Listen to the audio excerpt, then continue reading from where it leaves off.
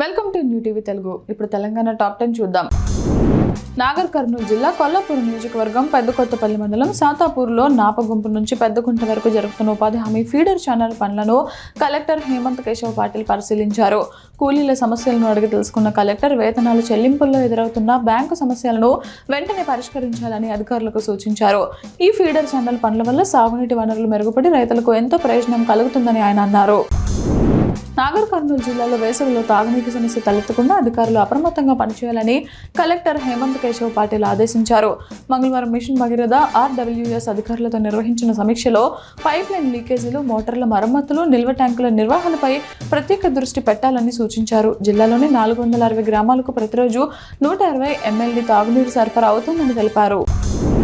చేగుంట మండలం బోనాల కొండాపూర్ ధాన్యం కొనుగోలు కేంద్రాన్ని దుబ్బాక ఎమ్మెల్యే కొత్త ప్రభాకర్ రెడ్డి సోమవారం పరిశీలించారు. రైతులు ఆయనతో నేరుగా మాట్లాడి లారీల కొరత కారణం ధాన్యం తరలింపు ఆలస్యమవుతుందని, తూకం పూర్తయిన వెంటనే కేంద్రంలోనే పేరుకుపోవడంతో వర్షాలు వస్తే నష్టం తప్పదని ఆవేదన వ్యక్తం చేశారు. కామారెడ్డి జిల్లా పిట్ల మండలం రాంపూర్ గ్రామంలోని మార్కెట్ యార్డులో జొన్నల కొనుగోలుపై రైతులు ధర్నా నిర్వహించారు. ప్రభుత్వం 10 క్వింటాలకు బదులుగా 20 క్వింటాలు కొనాలని వారు డిమాండ్ చేశారు. ఈ మేరకు జీవో విడుదల చేయాలని, లేకపోతే ధర్నాను ఉధృతం చేస్తామని రైతులు తెలిపారు. ఈ కార్యక్రమంలో గ్రామ BRS పార్టీ నాయకులు, రైతులు పాల్గొన్నారు. సంగారెడ్డి జిల్లా జహీరాబాద్ నియోజకవర్గం నుంచి తాండూరు వెళ్లే ప్రధాన రహదారి తీవ్ర అధ్వాన్నంగా మారింది.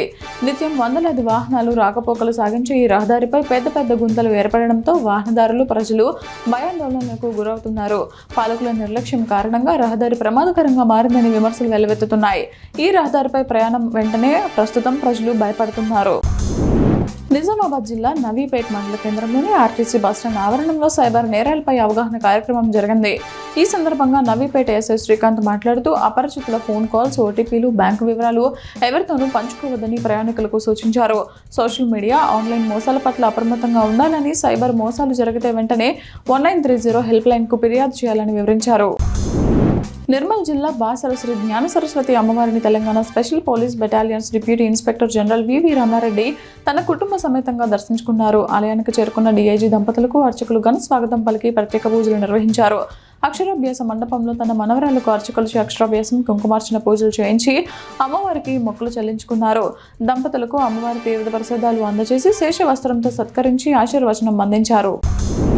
యాదాద్రి భువనగిరి జిల్లా మోత్కూరులో ఆన్లైన్ మందుల విక్రయాలను అరికట్టాలని all India chemist and druggist association పిలుపు మేరకు మెడికల్ షాపులు మూసివేసి నిరసన తెలిపారు.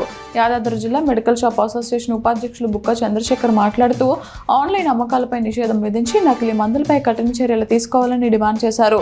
ప్రిస్క్రిప్షన్ లేకుండా మందులు ఇవ్వకూడదనే నిబంధన ఉన్నప్పుడు ప్రభుత్వం ఆన్లైన్ అమ్మకాలను ఎలా ప్రోత్సహిస్తుందని ఆయన ప్రశ్నించారు.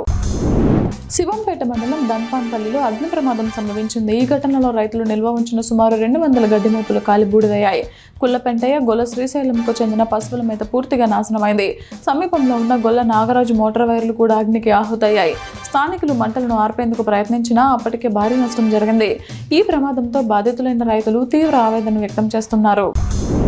Khammam integrated veg non veg రైతు మార్కెట్లో కూరగాయల ధరలను ఎస్టేట్ అధికారి శ్వేత వెల్లడించారు.